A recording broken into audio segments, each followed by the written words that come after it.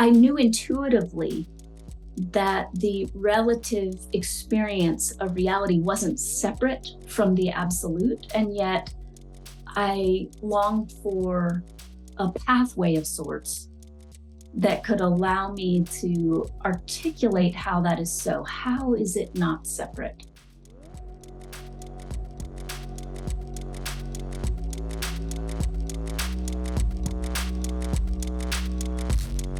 Welcome to the Road Home podcast with Ethan Nichtern. Join Ethan as he and his guests explore the Buddhist path as it relates to art, culture, activism, politics, Western psychology, and more.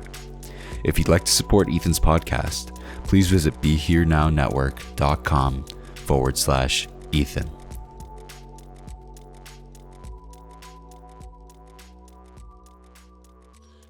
So, hi everyone. This is Ethan Nichtern for the Road Home podcast. Want to welcome back to the podcast and much earlier guest on the podcast, my friend, teacher, Caverly Morgan, and we're here celebrating the release of Caverly's book, The Heart of Who We Are: Realizing Freedom Together, which is just out from Sounds True. So, Caverly, welcome from Brooklyn to Portland, where, it's basically the same place, just 3-hour time difference.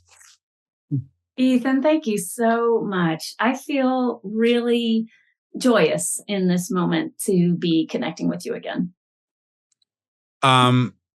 It's really great to be with you. So, don't have to have too much of your origin story, but from the standpoint that I like to come from of being sort of viewing all these teachings of mindfulness, dharma, compassion, etc., as a path for being fully immersed in the 21st century world. The two extremes of that, of being sort of a retreatant or yogi or a monastic, and then sort of being in the world. You're one of my friends, colleagues in this space who I would say have really felt the extremes of that. So I'm just wondering, can you talk about, just kind of revisit your time as a monastic practitioner and then kind of re-entry into the world for us, just to set the stage for your path into how you're teaching? Absolutely. I mean, I have to chuckle because it's like, gosh, how do you sum up 12, 15, 16 years of a journey that I sometimes struggle to find words for? Like, how do I describe what it's like to go from living in a hermitage that's made of plywood with one light bulb that's powered by a solar powered battery, an outhouse, in a field that if I had screamed, no one would have heard me, to now running a nonprofit that brings mindfulness into the Portland public school system and beyond. I think the word that you use that encapsulates it the best is extremes. And that's definitely part of my perhaps karmic bent, is to explore the edges of experience. And for me, the type of monastery I ended up being in was an extreme one. I mean, it was silent unless we were in conversation with our teacher.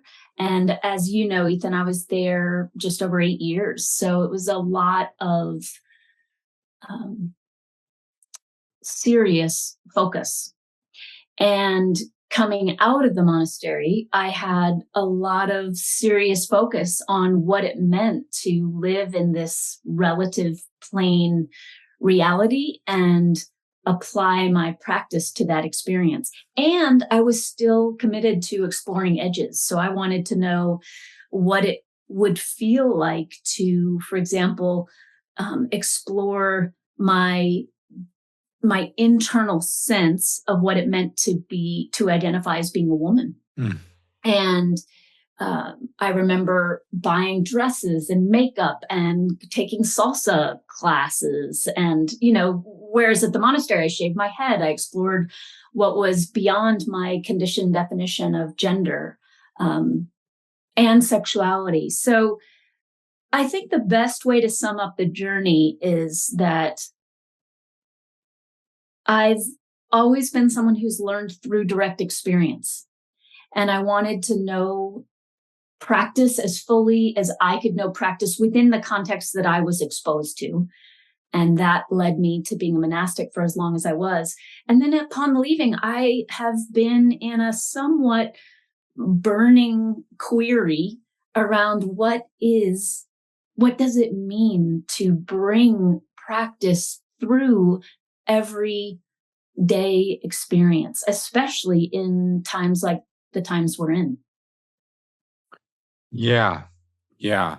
So I feel like this, I don't want to say this notion of extremes, but this interplay between relative and ultimate truth, as we would put it, is really kind of central to the view of your book, The Heart of Who We Are.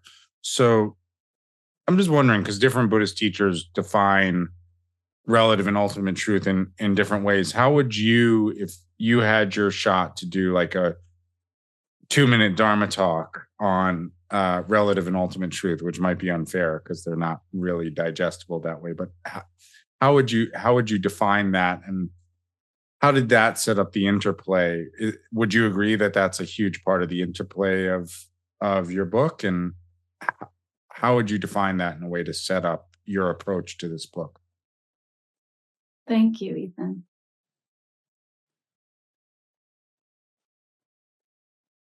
I would absolutely say that the heart of this book is that interplay. I really appreciate that the non-dual meditation teacher, Rupert Spira, when endorsing the book, said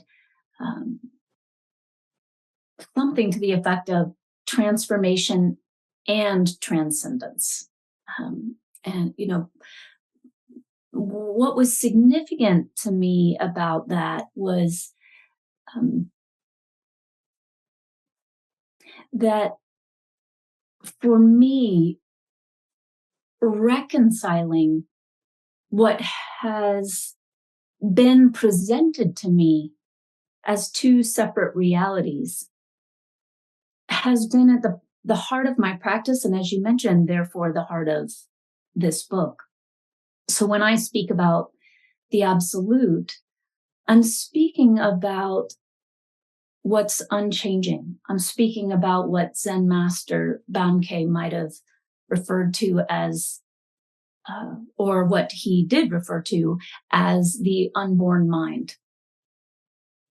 When I'm speaking about the absolute, I'm speaking about pure consciousness.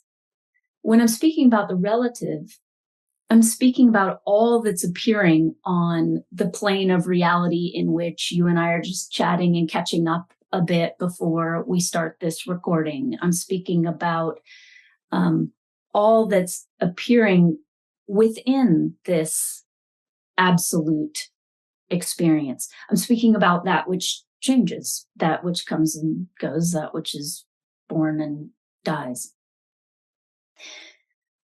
So I knew the direct, I had a direct experience of the absolute as early on as the beginning, actually before I even became a monastic, just intensive Zen retreats. And I didn't feel as though I had a pathway for this reconciliation of the absolute and the relative. I didn't feel that and one of the things I talk about in the book is that I didn't know how to reconcile that, I'm saying that I have this life committed to not harming, and yet I'm looking around completely aware, having left the monastery, of all the ways I participate in harm, specifically within the systems that are created within our conditioned world. So this question about I knew intuitively that the relative experience of reality wasn't separate from the absolute, and yet I longed for a pathway of sorts that could allow me to articulate how that is so. How is it not separate? Because it can seem so separate. So that's one interplay. The other related interplay that guides us, and also guides a lot of the sort of more practice-based contemplations at the end of each chapter, is the relationship between the personal level of our experience, the personal level of our path of awakening or path of, mindfulness or development, and the collective, right, or the group experience. So this is kind of an interesting dynamic that's going on in the entire kind of mindfulness space. Is this a personal practice, or is this a social practice? Well, Ethan, I think one of the reasons it's such a joy for me to get to speak with you is I know we have a shared passion for exploring in our own practice, and therefore sharing with others the way in which these two cannot be separated. That there is that it's in the same way that the conditioned mind creates a story that the absolute and the relative are two separate realities, if you will. We've created a conditioned society in which personal practice is seen as separate from collective practice. And I didn't just have an insight about that one day. I left the monastery and looked around and realized this is nuts, that within this context of training, there was never any discussion of how to take these deep, rich tools that I was learning and apply them beyond my personal life. Right. It does seem that we're kind of, the retreat environment is definitely one, it's an interesting question. Of silence is an interesting question altogether, because obviously it's so profound, but it's also not, you can share a silent experience with a lot of people. Those are sometimes, because they're so intuitive and so rare, when groups of people can actually be silent together, that's very powerful. But it's not the way we understand each other, right? So even in privileging silence over, say, communication, right, there's kind of a choice of the personal being greater than the collective, right, or more important than the collective. But then you enter this space where there's the world where there's very little and decreasing, probably since you've left, in terms of technology and culture, opportunities for silence, unless you really force them, into your practices and so forth. So was that a jarring transition for you? It was definitely a jarring transition. It definitely showed me the shadow side of having that much focus on silence. It surprisingly, and I say surprisingly because I agree with you what you're saying about communication, being in communication, in community in a specific way. And what was also revealed was a deep intimacy with others that is very, yet another place that's very hard to put words to now. The intimacy of simply being with other humans, like my fellow monks, day in, day out, is an intimacy that, as I look around in our noisy, conditioned world, many people don't have the luxury to know or experience, because our attention is so fully directed on the content of our lives. Our attention is not resting back habitually into an experience of shared being. Our attention is being directed outward to various objects. So what we think about other people, or what we project onto other people. So that's to be named as well. But this is yet another place that presents itself as dualistic, this sort of silence versus the noisy world. And what I'm most lit up about in my own practice and in my own life these days is that reconciliation as well.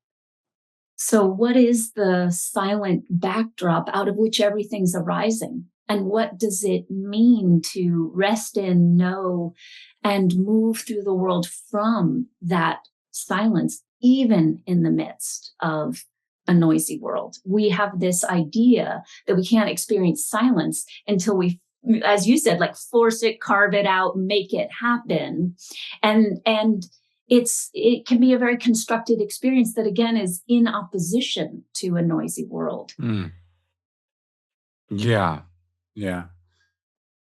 I mean, I wonder, do you find, I've been thinking recently, like, just for a long time, I thought social media was kind of what we would call in the tantric path co-emergent, meaning that it, depending on what mind state you enter it with and how much clarity you enter it with and non-fixation, it can be either wisdom or confusion.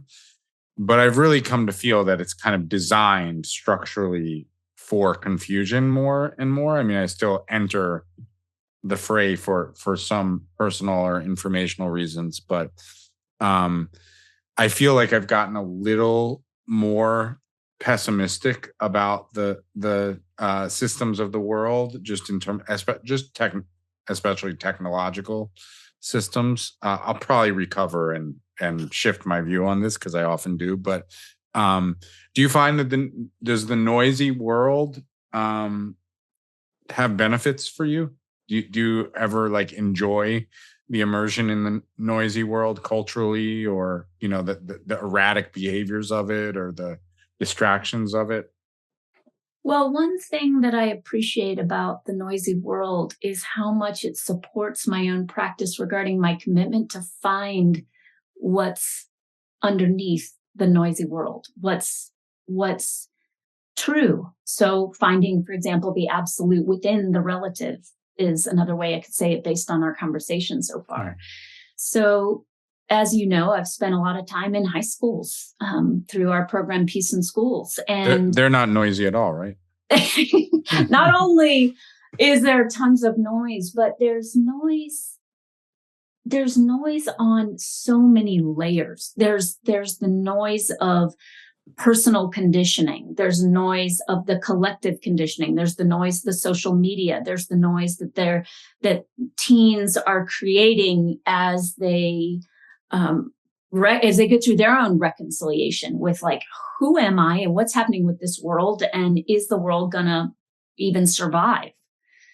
And there's been a real beauty for me in the commitment to find what's true within that.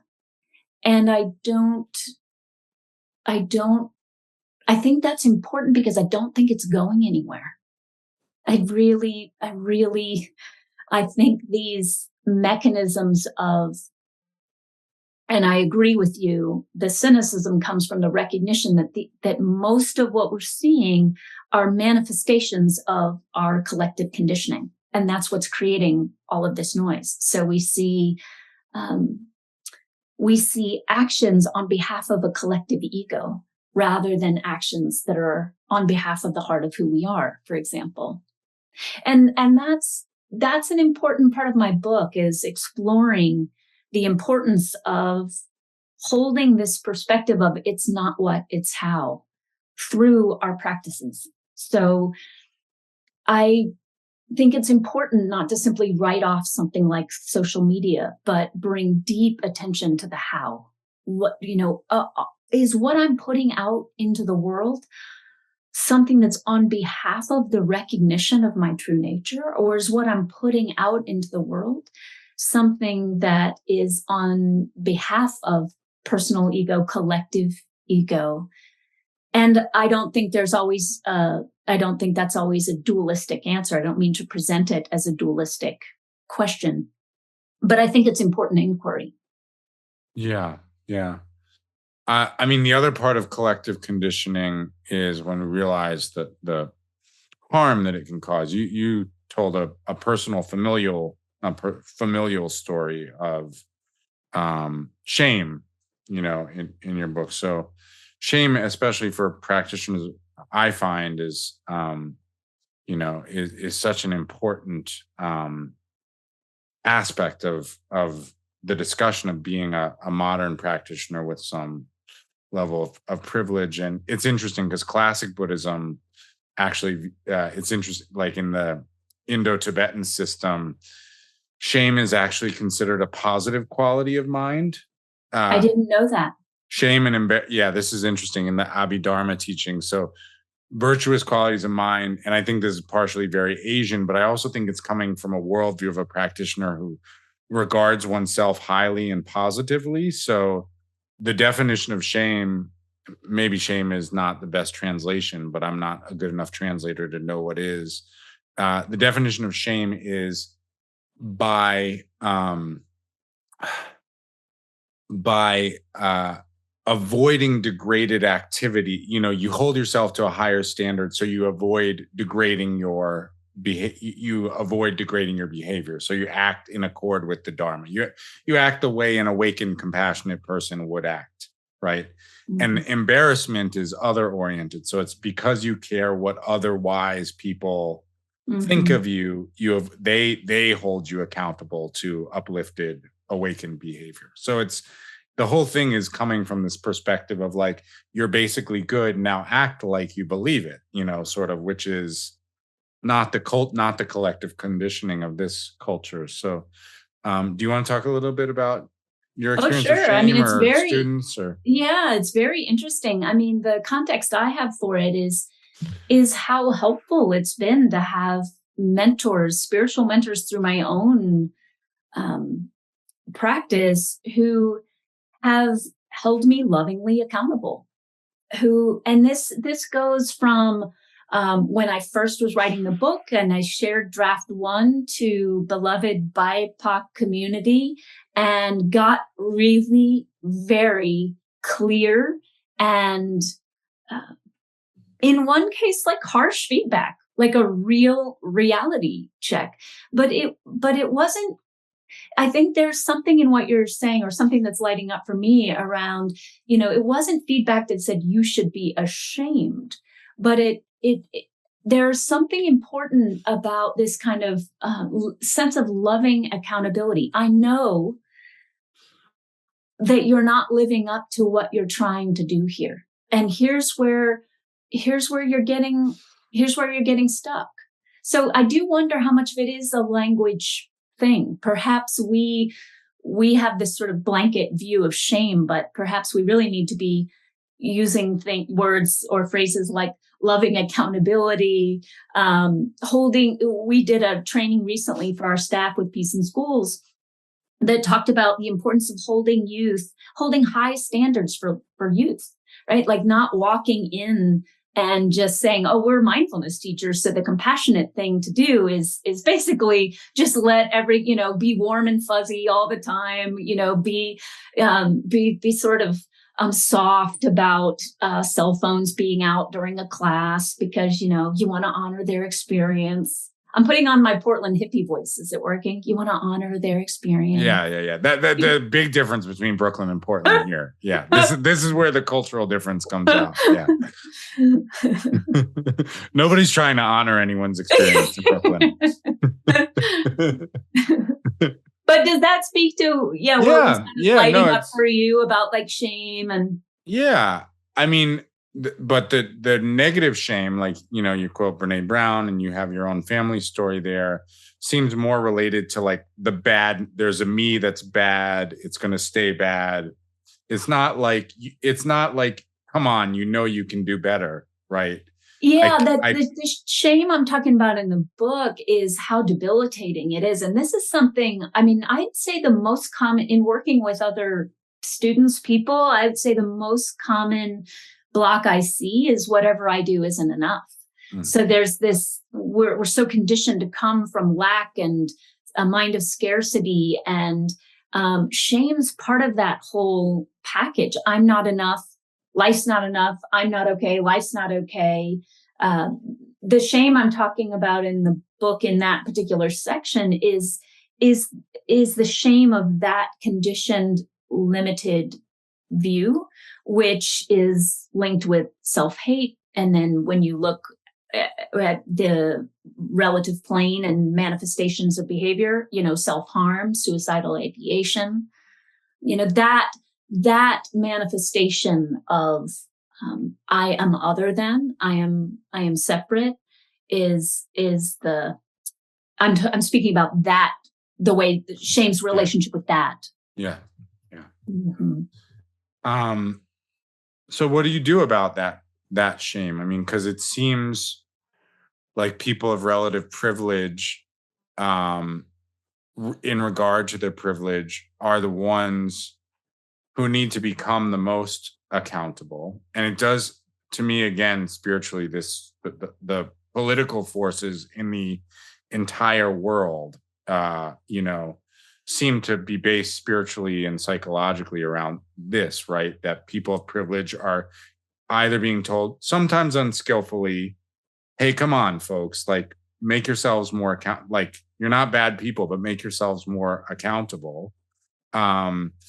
And versus this kind of counter, like sort of, regressive movement, which is very alluring. It's amazing how alluring it is, which is like, you don't have to make yourself accountable to anything, and all of this work is silly, is useless. And it's just liberals trying, or liberal spiritual teachers trying to tell you that you're bad. Right. And so, yeah, I mean, it seems like working with that negative shame and developing some actual positive accountability is our work. It just feels like to me, that the dilemma feels like the counter movement is very alluring, it's to just be like, oh no, you don't have to work on anything. We were fine as we were, right? America was great. Just make that happen again. And the other movement is like, sometimes you get yelled at by people who don't know how to talk to other people,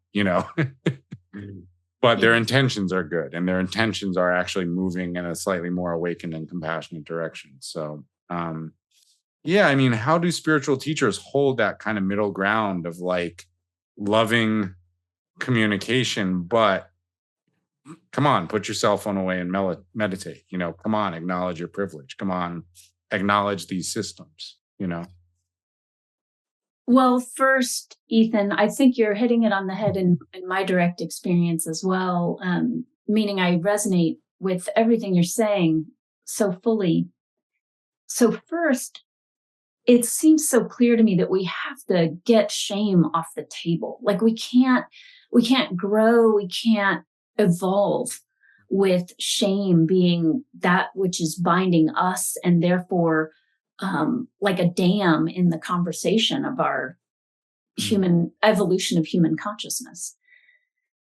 So what's interesting to me is not to find a sort of small place that's kind of in between these places that you describe as like alluring and then, the other side of that, but to have as part of our practice very deep inquiry about this question that we've touched on today, sort of what are my actions arising on behalf of? So,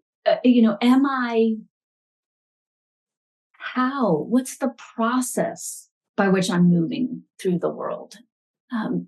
It might be, there's so much that's in the how. It could be that an action I take to someone else looks like X, but I know what kind of where this is arising from.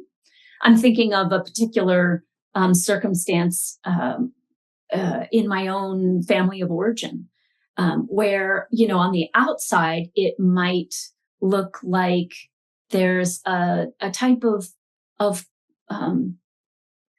coldness happening. On the inside, I'm aware that there's a type of voidness happening, an unwillingness to step inside a drama that is a conditioned family of origin drama that's been going on for my entire existence. Does that connect for you as an example? Yes, very much. I'm just trying to like bring this home because it can sound kind of lofty, but I think the main points are it's not what, it's how. And what are our actions arising on behalf of? Because if we're committed to my actions are arising on behalf of my direct experience of who I authentically am, I'll hold myself accountable to that and others. But that accountability happens through the vehicle of love. It doesn't happen through the vehicle of separation and othering. Mm. So how would you define, because sometimes these terms are used in a Buddhist context, depends on who's doing the talking in the spiritual space, but you speak in this book about unity, oneness, etc. How would you define that experience of unity, oneness, etc.?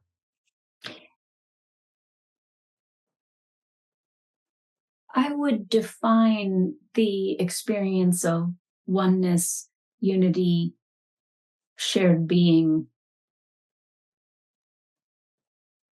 as reality, the reality that's unchanging, the reality that's never born, never dies, the reality that appears in the maybe early stages of practice as sort of a backdrop of experience, but the more we explore our direct experience of who we truly are, the more we find this reality shining through everything. Mm-hmm. Yeah.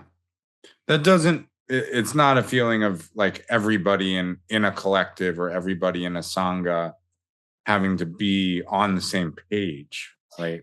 I think it's so important that you name that, Ethan. We're as you know, in this book, I talk a lot about oneness in quotes, the stories we have about oneness. So, we're going to run around touting we're all one, but without deep understanding of what that actually means, we're often touting something that has nothing to do with how our actions are manifesting. So it becomes just, as we were speaking before about, it just becomes part of the noise. Mm. And on a conditioned level, on the relative plane level, a dangerous part of the noise. So here I am training in a monastery for 8 years. We're all talking about how, quote unquote, we're all one. But there was never a single conversation about why I never saw a Black person enter through the gates of the monastery. Not a single inquiry about what was going on with how white our practice setting was. Yeah. Is it also, I mean, what's coming up for me right now, like thinking about our experience of the collective, it's very aspirational, right? Like that quote from Thich Nhat Hanh, that the next Buddha will be a Sangha, right? Very kind of aspirate. That's beautiful, right? But everybody's experience in every Dharma community I've ever been in is, the Sangha is kind of disappointing, either because it fails, at sort of any kind of DEI or inclusivity, measure, or it's like, the Shambhala Sangha was disappointing to me, when I was, 20, because I was one of the only, everybody was at least 20 years older than me, so, or, Sanghas are disappointing because you think you're all on the same page, and then you realize, wait, we disagree, about something. And so it's interesting, like when that sense of collective experience becomes kind of disappointing, or when the same way family becomes disappointing, is like, yes, I can't stand these people. yes, Ethan, I just love being in conversation with you because there's such connection on so many different levels. Sangha to me, we're in a time where what it seems to me that what's required of us is for Sangha to first and foremost have a commitment, even if it's just your own commitment within a Sangha, to seeing the heart of who others are and relating to others through that experience of who we authentically are. So the way we talk about it in our Peace in Schools program is meeting each other essence to essence. Mm-hmm. So whether it's in a difficult family of origin moment, whether it's in a context of Sangha, when I'm not confused about ultimate truth, absolute reality, however, whatever frame you want to give the heart of who we are, then the disturbances that happen on the relative plane become less disturbing to us. We see it as just waves, like choppy waves on top of a very deep sea. And we have the opportunity to not be confused. That's the totality of experience. So, or rather than having this ideal of Sangha that is without ripple, we, I think through practice, build our capacity to have ripple be an important part of the totality rather than something we resist. Yeah. It's interesting because that's very hard, right? Absolutely. You That's why I put the word practice in that sentence. Yeah. I mean, it's interesting. It's also like, where does this leave us in as teachers? I'm also thinking, like, when you think about building successful, Dharma or yoga sanghas, they're usually built around teachers, and then as happened in Shambhala, and then there's not as much investment in each other, so you're sort of, the guru, and then there's the political guru cult. I don't think we've ever had a politician who people were willing to wave flags of before Mr. Trump, and it's like, sort of, so I always want to be like, so what is your all's relationship to each other? Like, what would you do if you didn't have Trump and you didn't, like, how would you talk to each other? I mean, you'd probably find something based on shared fears or, shared values, perhaps. There's some form of conditioned membership happening there, right? Yeah.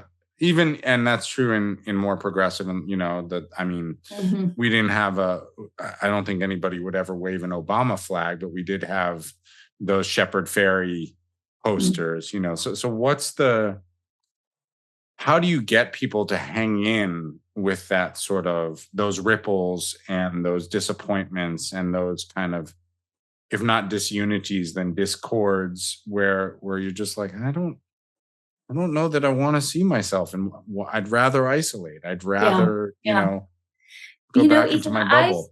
I think we're in a time in which what's required of us is to prioritize liberation above all else. And this is one of the reasons in the book it felt so important to me to talk about collective liberation in the way that's mine to talk about, coming in from the position that I'm coming in from. I'm not talking about some sort of like isolated, separate, personal liberation, which is how it's kind of gotten distorted in our societal structure. If I care about liberation above all else, then I care to notice what's binding me, what's creating distortion as I attempt to be in wholesome relationship with others. It becomes imperative for my own liberation, and then therefore the relationship within the Sangha, and we can keep rippling out to talk about larger and larger collective experiences. It becomes so critical for us to If we're prioritizing liberation, I'll say it this way, if we're prioritizing liberation, it becomes critical for us to see everything that gets in the way of that with clear eyes. And this is one of the reasons I love Zen so much. There's so much focus on discernment, clear capacity for discrimination. Yeah. Yeah. I mean, one thing I noticed about The Heart of Who We Are, about this book is that, there's a lot of Dharma books that have contemplations, exercises, practices, in the appendix or at the end of each chapter, as yours does. You really focused on framing the contemplations as group contemplations. It seems like it's really, your hope is that people will read this, in groups, and that's so I guess, yeah, this is maybe this is a good like closing conversation, because this question also of like, how do I find my Sangha, especially during and post pandemic, kind of has gone to new levels. It's people's biggest question for me as a teacher, for a wide variety of reasons. But one is that so much of our lives happen online now. So what do you envision for like a group of people reading this book and working with the practices in it? Do you envision it as like a Sangha wide thing? Did you want to create, like, sometimes when I teach, we use the quad model, which is there's kind of a micro Sangha of 4 people who hold each other accountable for practice. Like what do you see as that the sort of workable group of collective kind of working with contemplations in a manageable way together? Yeah, thank you. I do. You're pointing to something important, which is my love of Sangha, with all the ripples, with all the trouble, with all the problematic things that arise. My love of Sangha, and we didn't talk about this yet, but I want to just name that part of that love is the recognition of what I think is a dying model, which is, the white guy at the front of the room that has all the answers. We're tired of a model that actually it feeds a distortion of guru. It feeds a we're not going to go today based on time into the healthy forms of guru, right? Healthy relationships of guru, because I don't want to just write off guru, but I'm speaking to the conditioned limitations around something like guru and the power of, well, to use the tagline of the book, realizing freedom together, being in community that falls down, gets back up, comes back together again and again. So a couple exciting things about what you're asking about. One is that I do have an excitement around the way in which this book was written for collective experience.